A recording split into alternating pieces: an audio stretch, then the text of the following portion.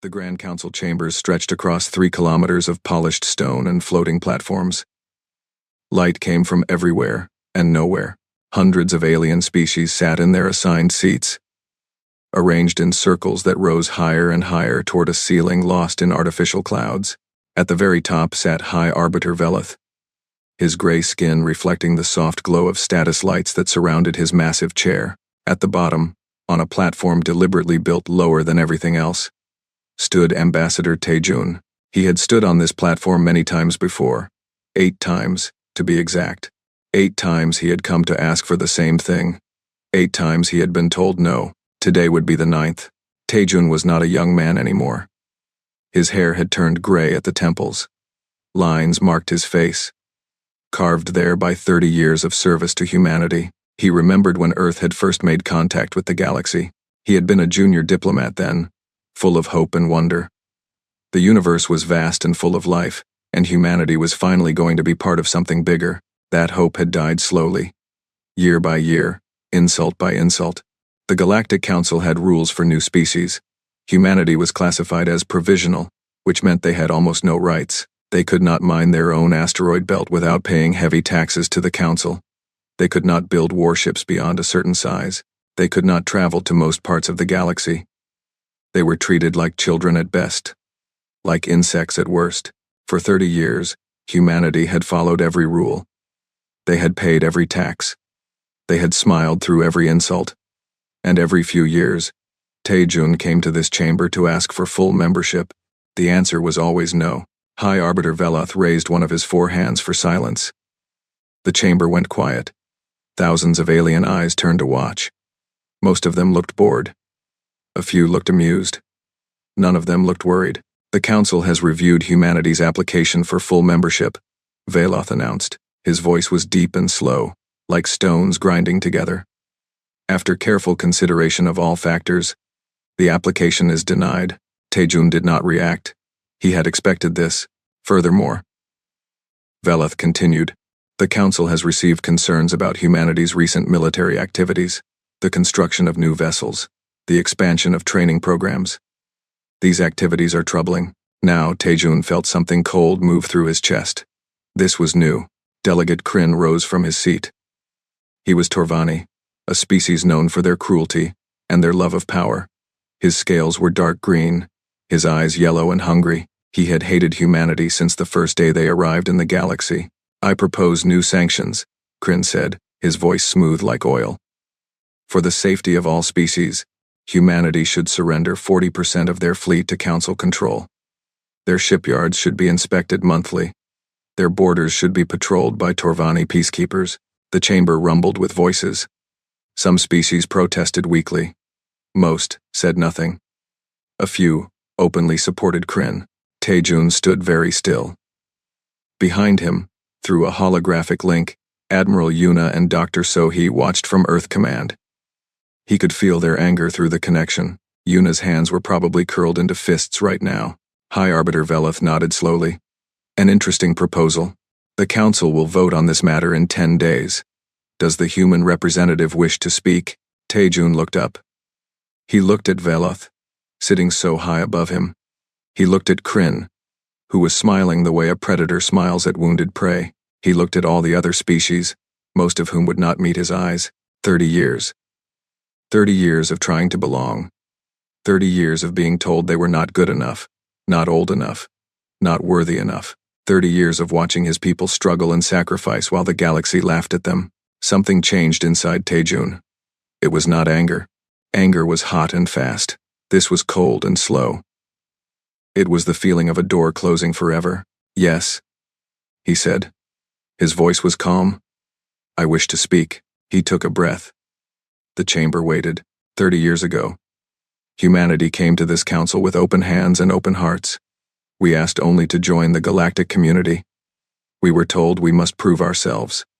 So we proved ourselves. We followed every rule you created. We paid every tribute you demanded. We accepted every restriction you placed upon us. His voice grew stronger. We came back again and again. Each time, you found new reasons to deny us. We were too young, too aggressive, too primitive, too dangerous. And each time, We went home and tried harder. We believed that if we were patient, if we were good, you would eventually accept us." He paused. The chamber was completely silent now. We were wrong. Taejun straightened his back. He was not tall, but in that moment, he seemed to grow. Humanity has spent 30 years begging for scraps from this table. No more.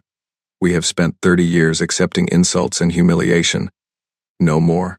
We have spent 30 years believing that this council wanted peace and fairness. We know now that it wants neither. High Arbiter Veleth leaned forward. "Ambassador, choose your next words carefully." Taejun smiled. It was not a warm smile. "I have chosen them very carefully, Arbiter. I have been choosing them for 30 years. He looked around the chamber one last time. Then he spoke 5 words that would change the galaxy forever. Humanity withdraws. Effective immediately. Permanently. For a moment, nothing happened. Then the chamber exploded. Aliens shouted. Some laughed. Some screamed. Delegate Kryn stood up so fast his chair fell over. High Arbiter Veloth slammed his hands against his armrests, demanding order. "You cannot do this." Veloth roared. "No species has ever left the council. Then we will be the first," Taejun said. "You will be destroyed. You will be isolated. You will starve and die alone in the darkness of space." Taejun turned to leave. Then he stopped and looked back over his shoulder. "Perhaps," he said quietly. "Or perhaps you will learn that some species are not meant to beg." He walked off the platform. The holographic link to Earth followed him like a ghost. Through it, Admiral Yuna was already giving orders. Ships were moving. Plans were activating. Things that had been prepared in secret were now coming to life. Behind him, the chamber continued to erupt in chaos. Species argued and shouted and pointed fingers at each other. Delegate Kryn was screaming about war. High Arbiter Veloth was trying and failing to restore order. Taejun walked through the great doors and did not look back. 30 years of patience had ended. 30 years of hope had died. Now, something else was beginning. Something cold and hard and patient. Something that the galaxy had never seen before. Humanity was done asking for permission. It was time to take what they deserved. The news spread across the galaxy faster than light itself. Within hours, every species knew what had happened. Within days, the jokes began. On the Torvani homeworld, they made a popular comedy show about the stupid humans who thought they could survive alone. The main character was a clumsy human who kept walking into walls and crying. Millions watched and laughed. On Nexus Prime, the political center of the galaxy, reporters and commentators talked endlessly about humanity's tantrum. They called it sad. They called it foolish. They called it the desperate act of a primitive species that did not understand how the universe worked. High Arbiter Veloth gave a speech 3 days after humanity's withdrawal. He stood in the same chamber where Taejun had spoken those 5 words, and he smiled his slow, cold smile. "Humanity has chosen isolation," he said. "We will give them 6 galactic cycles to reconsider. That is roughly 6 of their Earth months. After that time, if they have not returned to apologize and accept the Council's guidance, there will be consequences." He paused for effect, but I do not believe it will come to that. Humans are emotional creatures. They will calm down. They will realize their mistake, and they will come crawling back to us, begging for forgiveness. The chamber applauded. Delegate Kryn applauded loudest of all. Nobody noticed that observer Ulara, from the neutral faction, did not applaud at all. She sat quietly in her seat, her silver eyes watching everything, and she wondered if perhaps the galaxy was making a terrible mistake. Meanwhile, in human space, things were very different. Admiral Yuna stood on the bridge of her flagship, the Iron Will. She was a small woman with short black hair and eyes that had seen too many battles. She had fought pirates. She had fought rebels. She had spent her entire career preparing for a war she hoped would never come. Now she knew it was coming, and she was ready. "All ships have been recalled," reported Captain Minho, her tactical officer. He was young but brilliant, the kind of officer who saw patterns where others saw chaos. "Every human vessel, military and civilian, has returned to our space. All personnel have been evacuated from council stations." "Good," Yuna said. "What about the border?" "All listening posts are active. All defense platforms are online. If anything crosses into our space, We will know instantly. Lieutenant Jiwoo, the communications officer, looked up from her console. She was the youngest person on the bridge, barely 25, but she had a gift for languages and codes. She could crack alien communications faster than most computers. "Admiral," she said, "I am receiving a lot of alien transmissions. Do you want to hear what they are saying about us?" Yuna almost said no. Then she changed her mind. "Put it on speaker. Let everyone hear." The bridge filled with alien voices, translated into human language by Jiwoo's software. "The humans will be dead within a year.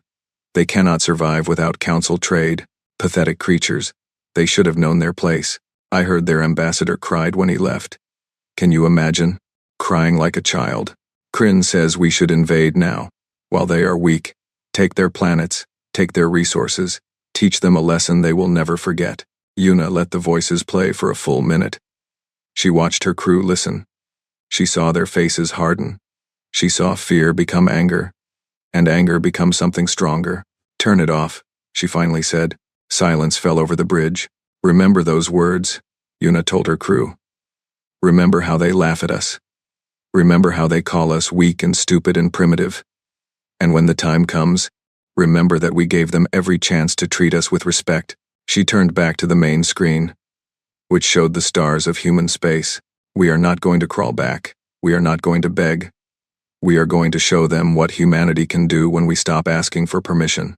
On Earth, in a laboratory buried deep underground, Dr. So-hee worked without sleep.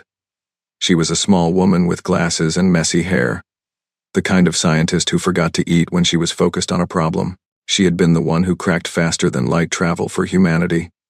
That had taken her 10 years. This project would take less time. Much less. Project Sunbreak, they called it. The name referred to the moment when light first appears over the horizon. A new dawn. A new beginning. The science was simple in concept but almost impossible in practice. Instead of traveling through space, you folded space itself. You took 2 points that were light years apart and brought them together like folding a piece of paper. Then you stepped across. Instant movement. No travel time. No warning. Every other species had tried to develop this technology. All of them had failed. The math was too complex. The energy requirements were too extreme. The risks were too high. But Dr. So-hee had spent her entire life solving impossible problems, and she had something the other species did not have. Desperation. "How close are we?" asked Ambassador Taejun. He visited the lab every week now. So-hee looked up from her console. Her eyes were red from lack of sleep, but they were bright with excitement. 3 months, she said. Maybe 2. If everything goes perfectly. The council gave us 6 months. Then we will have time to spare. Taejun nodded slowly. He looked at the massive machine that filled the laboratory. Coils and generators and things he could not begin to understand.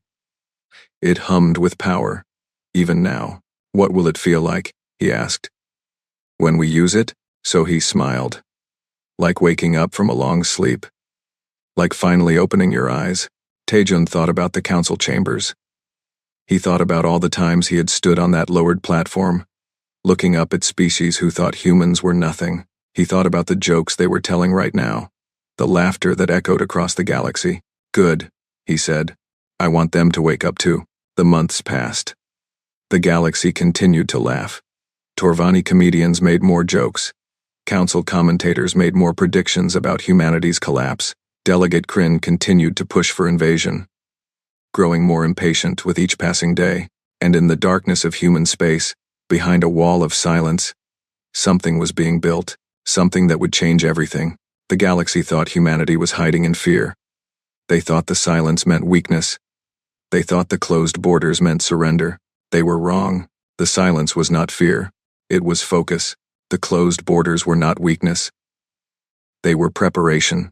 And when humanity finally spoke again, the galaxy would learn what it meant to underestimate the species that had climbed from caves to stars in just 10,000 years. The countdown had begun. 6 months was too long for Delegate Kryn to wait. He stood before the council, his green scales shining under the chamber lights, his yellow eyes burning with hunger. He had wanted to destroy humanity since the day they first arrived in the galaxy. Now, finally, he had his chance. "They have been silent for 5 months, Kryn argued. No communications, no trade, nothing. They are clearly collapsing. Their economy cannot survive without council resources. Their people are probably starving. High Arbiter Veloth listened with his usual patience. You want to send ships? A peacekeeping mission, Kryn said smoothly. 12 vessels. We will enter their space, assess the situation, and offer humanitarian assistance. If they resist, we will have proof that they are hostile. And the council can authorize a full response. Veloth considered this. The other delegates murmured among themselves. Most of them wanted to see humanity brought low. Most of them wanted proof that leaving the council meant death. Very well, Veloth said. 12 ships. Torvani command. Go and see what has become of the humans. Kryn smiled. It was the smile of a predator who could already taste blood. 3 days later, 12 Torvani warships crossed the border into human space. They were massive vessels, each one carrying enough weapons to destroy a small moon. The crews were experienced warriors, veterans of dozens of conflicts. They expected to find chaos. They expected to find weakness. They expected to find a broken species ready to surrender. They found nothing. The first system they entered was empty. Stations floated dead in space, their lights dark, their airlocks sealed. No ships, no signals, no life. They have fled, said the Torvani fleet commander. They knew we were coming, and they ran. The fleet moved deeper into human space. They passed through system after system, finding the same thing everywhere. Abandoned stations, silent planets, empty darkness. This is wrong, muttered one of the officers. Where did they all go? Who cares? The commander replied. They are cowards. We will find them eventually. And when we do, we will make them pay for wasting our time. The fleet entered a system called Nova 7. It was unremarkable. Just a yellow star with a few rocky planets and an asteroid belt. Sensors showed nothing unusual. Then everything changed.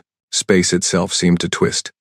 Reality bent and folded like paper being crumpled. The Torvani crews screamed as their instruments went crazy, showing impossible readings, impossible distances, impossible objects.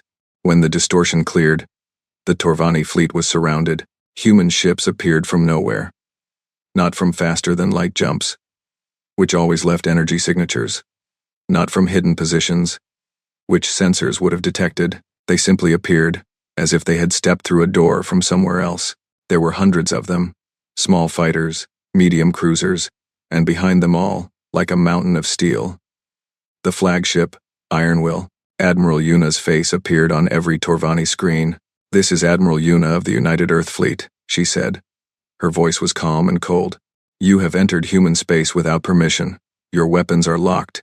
Your engines are targeted. If you move, you will be destroyed. The Torvani commander stared at his tactical display. His ships were surrounded on all sides.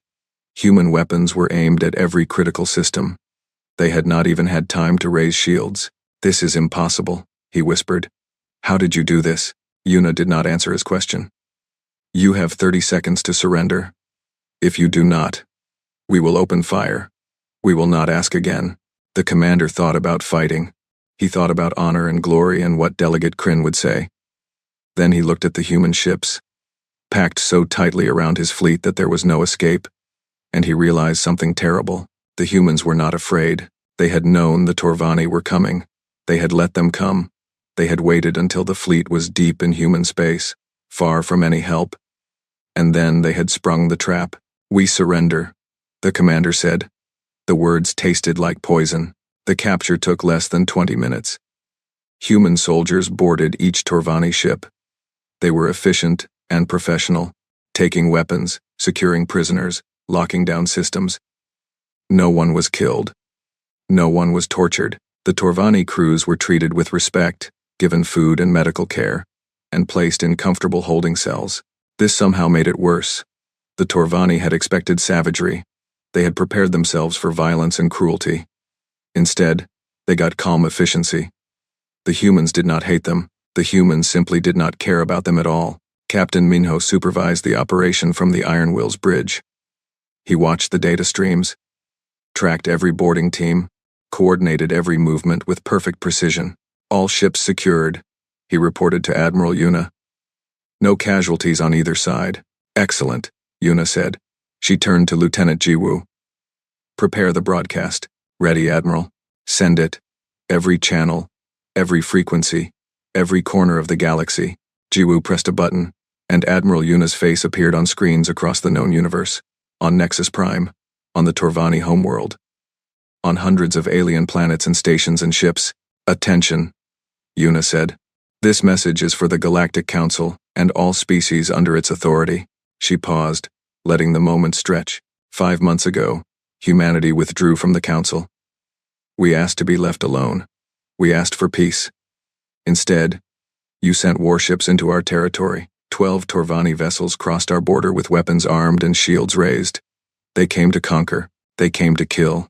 Behind her, tactical displays showed the captured Torvani fleet. They failed. As you can see, all 12 ships have been captured.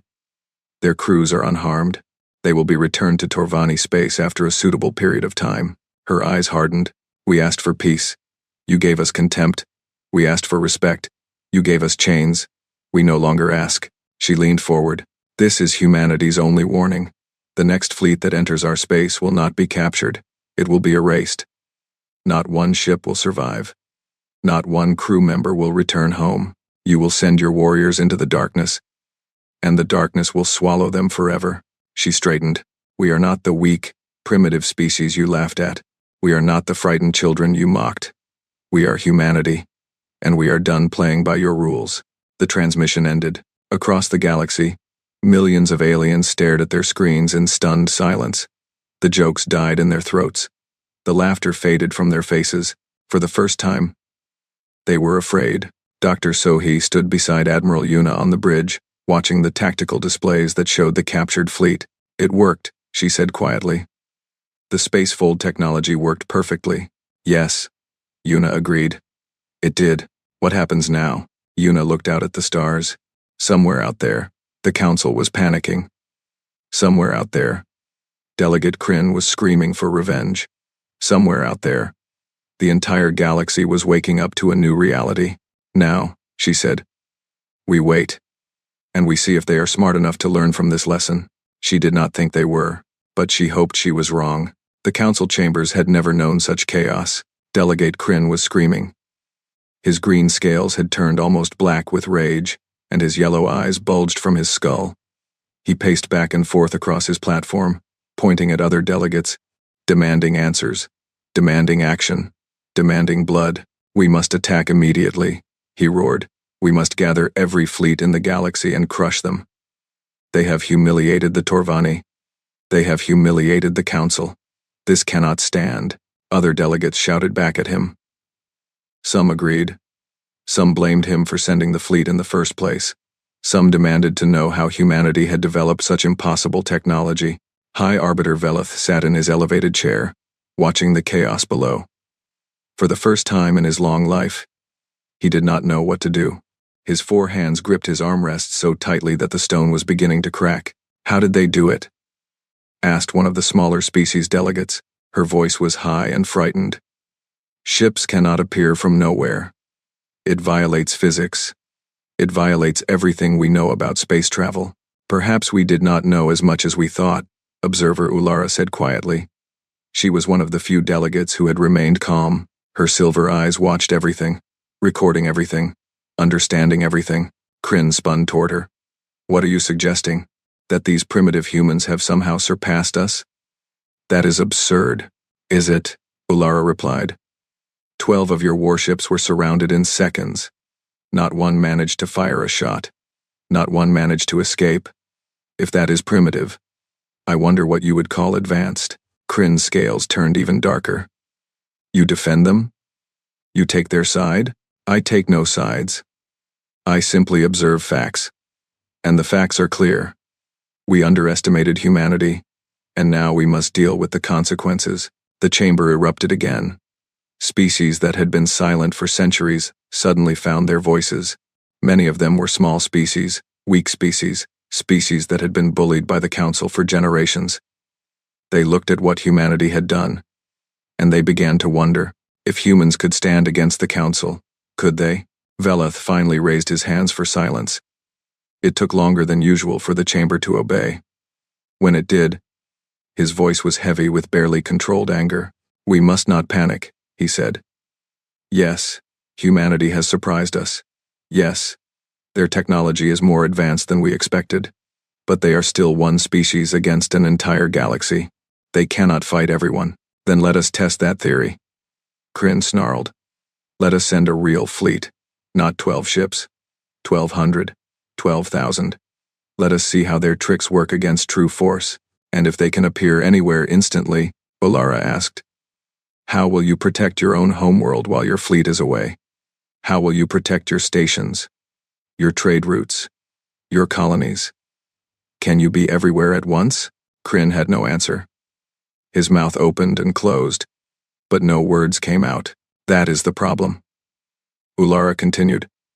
"They have changed the rules. In the old wars, we knew where enemies were. We could track their ships, predict their movements, prepare our defenses. But if humanity can fold space itself, they could appear above any planet in the galaxy without warning. They could strike anywhere and be gone before we could respond." The chamber fell silent. The implications of this sank in slowly, like cold water seeping through clothes. They were not just facing a rebellious species. They were facing a species that had broken the fundamental laws of warfare. "What do you suggest we do?" Veleth asked. His voice was tired now. He had led the council for over a century, and he had never faced anything like this. Before Ulara could answer, Lieutenant Jiwoo's voice echoed through the chamber. She had somehow accessed the council's communication systems, broadcasting from human space as clearly as if she were standing in the room. "Incoming transmission from Earth," she announced. "Ambassador Taejun wishes to address the council." Veleth's eyes narrowed. "We did not grant permission for this communication." "We did not ask for permission," Jiwoo replied. A holographic image appeared in the center of the chamber. Ambassador Taejun stood there, larger than life, looking down at the assembled species with calm, patient eyes. He looked different than he had 6 months ago. He looked harder, stronger, like a blade that had finally been drawn from its sheath. "High Arbiter," Taejun said. "Delegates, I hope I find you well."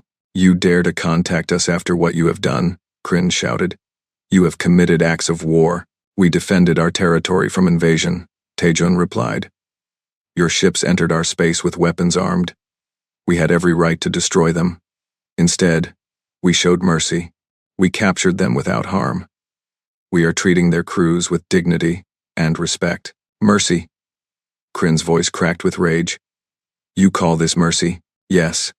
Because next time, there will be none." The chamber went silent. Taejun let the moment stretch. Then he spoke again, his voice clear and cold. "The council has 48 hours to meet the following conditions. First, dissolve all sanctions against provisional species. Second, grant full autonomy to all oppressed worlds. Third, remove Delegate Kryn and the Torvani hegemony from all positions of power." The chamber erupted. Kryn screamed. Other delegates shouted in disbelief. Even Veleth looked shocked. Taejun continued as if nothing had happened. "If these conditions are not met within 48 hours, humanity will come to Nexus Prime. We will come with our fleet. We will come with our technology, and we will have this conversation in person." He paused. "You laughed at us for 30 years. You told us we were nothing. You told us we would never matter. You were wrong. We were never nothing. We were simply waiting." His eyes swept across the chamber. 48 hours. Choose wisely. The hologram vanished. The chaos that followed was unlike anything the council had ever seen. Kryn demanded immediate military action. Other species demanded his removal. Small species began to openly support humanity. Large species threatened to leave the council entirely. Veleth tried to restore order. He failed. The chamber had fractured into a dozen factions, each screaming at the others, each pulling in a different direction. Observer Ulara watched it all with her silver eyes. Then, quietly, she left the chamber. She returned to her quarters and activated a private communication channel, one that bypassed all council monitoring systems. "This is Observer Ulara," she said. "I am requesting direct contact with Ambassador Taejun of Earth. I believe it is time for us to talk. The response came within minutes. Ambassador Taijun accepts your request. A secure channel is being established. Ulara sat back and waited. Around her, the council was tearing itself apart. The old order was crumbling. Something new was being born, and she intended to be on the right side of it. The 48 hours began to count down. The galaxy held its breath, and somewhere in human space, the fleet was preparing to move. 48 hours passed like sand through fingers. The council did nothing. They argued. They debated. They threatened and blamed and pointed fingers at each other. But they could not agree on anything. Delegate Kryn blocked every attempt at negotiation. High Arbiter Veloth could not control the chaos. The old systems, built over thousands of years, were breaking down in days. At hour 47, Observer Ulara made one final appeal. If we do not act now, she said to the chamber, humanity will come. They will do what we could not. They will make the changes themselves. Is that what you want? To be forced into the future by a species you called primitive? Kryn slammed his fist against his podium. Let them come. We will destroy them. With what? Ulara asked. Our fleets are scattered. Our defenses are in chaos. Half the species in this chamber are already planning to surrender. You cannot fight a war when you cannot even agree on who the enemy is. Kryn opened his mouth to respond. He never got the chance. At hour 49, the sky above Nexus Prime went dark. The United Earth fleet emerged from folded space. They did not come in waves. They did not come in formation. They simply appeared, all at once, like a curtain being pulled back to reveal an army that had been standing there all along. Thousands of ships filled the space around the planet. Fighters and cruisers and destroyers, arranged in perfect patterns, their weapons powered but not firing. At the center of the formation, the flagship Iron Will hung like a steel mountain, its hull reflecting the light of Nexus Prime's sun. On the planet below, billions of aliens looked up and saw the shadow of humanity blocking out the stars. Admiral Yuna stood on the bridge of the Iron Will, watching the tactical displays. Captain Minho was at his station, coordinating the fleet's movements with calm precision. Lieutenant Jiwoo was ready at communications. Dr. So-hee monitored the spacefold generators, making sure everything remained stable. All ships in position, Minho reported. No hostile actions detected. The planet's defenses are standing down. Good, Yuna said. Open a channel to the surface. Jiwoo's fingers danced across her console. Channel open, Admiral. Yuna took a breath. This was the moment everything had been building toward. 30 years of insults. 6 months of preparation. Thousands of hours of planning and training and waiting. Attention Nexus Prime, she said. This is Admiral Yuna of the United Earth Fleet. We gave you 48 hours. That time has passed. We are coming down. Do not resist. There was no response. The planet's defense grid remained inactive. The few military vessels in orbit moved aside, making room for the human dropships. The landing was not an invasion. It was a parade. Human dropships descended through the atmosphere in perfect formation. They landed in the great plaza outside the council chambers, their engines kicking up clouds of dust. Soldiers emerged in neat lines, their weapons holstered, their movements precise and disciplined. Ambassador Taejun walked at the head of the column. He wore the same diplomatic robes he had worn for 30 years. But he walked differently now. He walked like a man who had stopped asking for permission. The doors of the council chambers opened before him. The great hall stretched out ahead, filled with hundreds of alien delegates. Most of them were silent. Some were terrified. A few, the smaller and weaker species, looked almost hopeful. Kryn stood in the center of the floor, surrounded by Torvani guards. He held a weapon in his hand, some kind of energy pistol. Stop, he screamed. This is an invasion. I will not allow it. Taejun kept walking. He did not slow down. He did not speed up. He simply walked, steady and calm, toward the raised platform where High Arbiter Veloth sat frozen in his chair. Kryn raised his weapon. Captain Minho moved. One moment he was standing beside Taejun. The next moment he was in front of Kryn. His hand clamped around the Torvani's wrist. He squeezed once, and the weapon clattered to the floor. That was unwise, Minho said quietly. Kryn's guards reached for their weapons. Human soldiers appeared around them. moving so fast they seemed to blur. Within seconds, every Torvani was disarmed and on their knees. Taejun continued walking. He climbed the steps to Veloth's platform. He stopped in front of the High Arbiter's chair and looked down at the ancient alien who had denied humanity's membership 9 times.